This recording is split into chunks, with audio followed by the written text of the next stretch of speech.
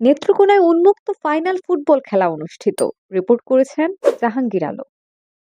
২৮ December শনিবার বিকেলে নেত্রকোনা সদর উপজেলার ৫ নং আমতলা ইউনিয়নে দেওপুর গোল্ডেন স্টার ক্লাব কর্তৃক আয়োজিত ফুটবল খেলায় প্রধান অতিথি হয়ে খেলার শুভ উদ্বোধন করেন জেলা বিএনপির আহ্বায়ক ডাক্তার আনোয়ারুল হক।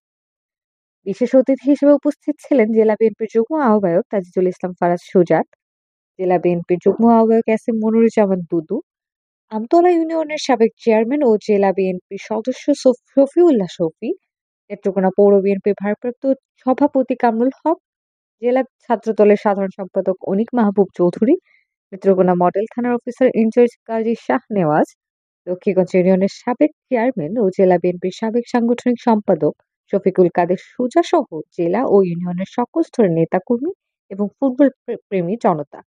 আজকে আসলে ভালো লাগছে যে আমার এই স্মৃতি বিজড়িত দেওপুর স্কুল, এখানে আমি ষষ্ঠ শ্রেণী থেকে অষ্টম শ্রেণী পর্যন্ত ৩ বছর আমি হাই স্কুলে পড়াশোনা করেছি। সেই মাঠে দীর্ঘদিন পর আজকে একটা সুন্দর পরিবেশে একটা খেলা উদ্বোধন করতে এসে আমি নিজেকে গর্বিত বোধ করছি। পাশাপাশি আজকের এই খেলা যারা আয়োজন করেছেন, আমাকে এখানে আসার সুযোগ করে দেওয়ার জন্য তাদেরকে আমি ধন্যবাদ এবং কৃতজ্ঞতা জানাচ্ছি। ফাইনাল খেলায় অংশগ্রহণ করে লক্ষ্মীগঞ্জ একাদশ বনাম দেওপুর মানসুরা ট্রেডার্স একাদশ।